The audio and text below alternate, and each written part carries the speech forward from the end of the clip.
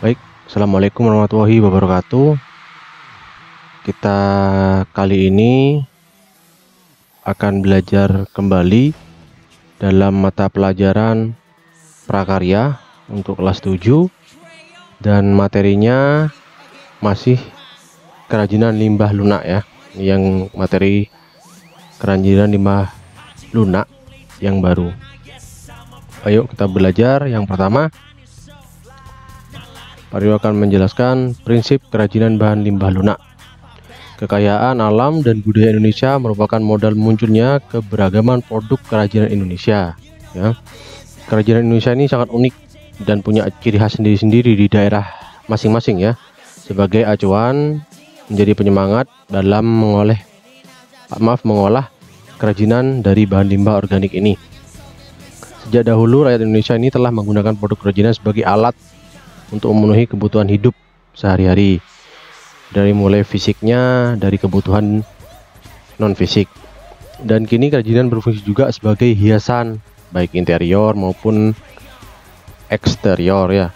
Berdasarkan pengetahuan terhadap limbah dan juga pengamatan kebutuhan masyarakat, maka kerajinan dari bahan dasar limbah dapat dibuat dengan berbagai bentuk dan fungsinya ya. Setiap makhluk hidup di bumi dalam proses kehidupannya merupakan penyumbang terbesar dari sampah atau limbah ya. Sampah adalah suatu bahan yang terbuang atau dibuang dari hasil aktivitas manusia sehari-hari maupun proses alam yang belum memiliki nilai ekonomisnya. Sampah merupakan limbah padat. Dengan sampah dan tempatnya yang tidak teratur di suatu tempat dapat merubah pemandangan menjadi tidak indah, menghasilkan bau tidak sedap dan yang lain-lain. Dapat juga merusak lingkungan ya. Jadi sampah sekarang bisa kita gunakan untuk kerajinan agar sampah itu bisa berguna, bukan hanya dipandang untuk barang-barang yang kotor ya. Kita bisa mengambil sampah-sampah tersebut dari barang yang jelek bisa menjadi barang yang lebih bagus atau berguna bagi kehidupan kita masing-masing. Dan limbah ini dapat dikelompokkan menjadi 3 bagian. Yang pertama, berdasarkan wujudnya, itu limbah itu dapat dilihat dari fisiknya, terdiri dari yang pertama limbah gas ya. Limbah gas ini limbah yang berbentuk gas ya, contohnya dalam bentuk gas seperti karbon dioksida, karbon monoksida, HCl, NO2 dan SO2. Dan yang kedua, limbah cair. Limbah cair ini jenis limbah yang memiliki fisik berupa zat cair.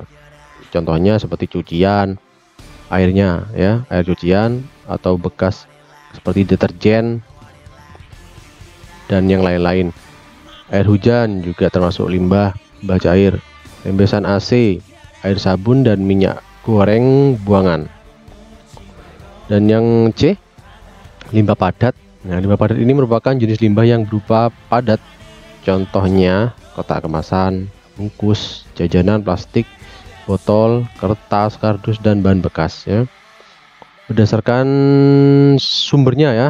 Ini tadi berdasarkan wujudnya untuk limbah yang dapat dikelompokkan menjadi 3 bagian. Yang pertama berdasarkan wujudnya, yang kedua berdasarkan sumbernya. Nah, untuk berdasarkan sumbernya ini, limbah berasal dari limbah pertanian. Ya, ini limbah yang ditimbulkan karena kegiatan pertanian. Yang kedua, limbah industri, merupakan limbah yang dihasilkan oleh pembuangan kegiatan industri. Yang ketiga, limbah pertambangan, limbah yang asalnya dari kegiatan pertambangan. Dan yang keempat, limbah domestik, merupakan limbah yang berasal dari rumah tangga, pasar, restoran, dan pemukiman penduduk yang lain. Tadi sudah dari wujud, fisik, dan sekarang limbah berdasarkan senyawanya ya. Berdasarkan senyawa, limbah ini dibagi lagi menjadi 2 jenis sebagai berikut ya. Yang pertama, limbah organik dan limbah anorganik. Limbah organik ini merupakan limbah yang bisa dengan mudah diuraikan atau mudah membusuk. Limbah organik mengandung unsur karbon. Limbah organik dapat ditemui dalam kehidupan sehari-hari, contohnya kulit buah dan sayur, kotoran hewan ya. Yang B, limbah anorganik. Ini adalah jenis limbah yang sangat sulit atau bahkan tidak bisa untuk diuraikan atau tidak bisa membusuk. Limbah anorganik ini tidak mengandung unsur karbon.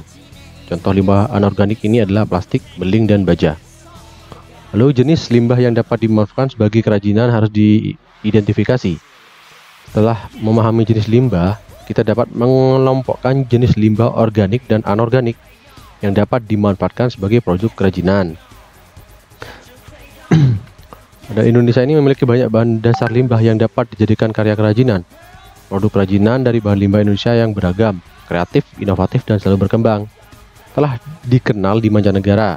Makanya itu, Indonesia dikenal sebagai negara ekspor terbesar kerajinan yang dibuat oleh tangan, handmade, ya, asli tangan.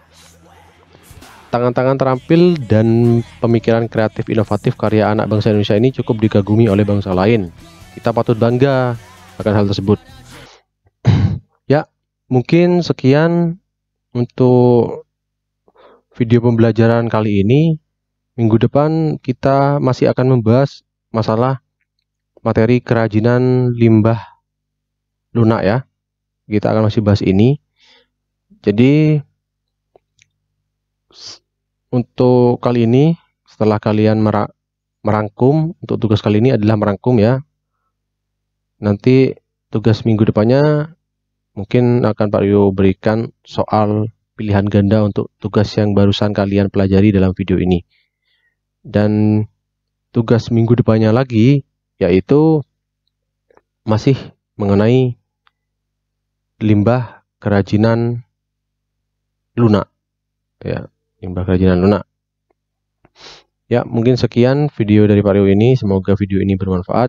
Jangan lupa untuk selalu belajar meskipun masih dalam pembelajaran daring ini, tetap harus belajar dan selalu tingkatkan keibadahannya, keimanannya, agar semua yang kita capai atau semua yang kita cita-citakan dapat diridhoi oleh Allah Subhanahu wa taala. Amin.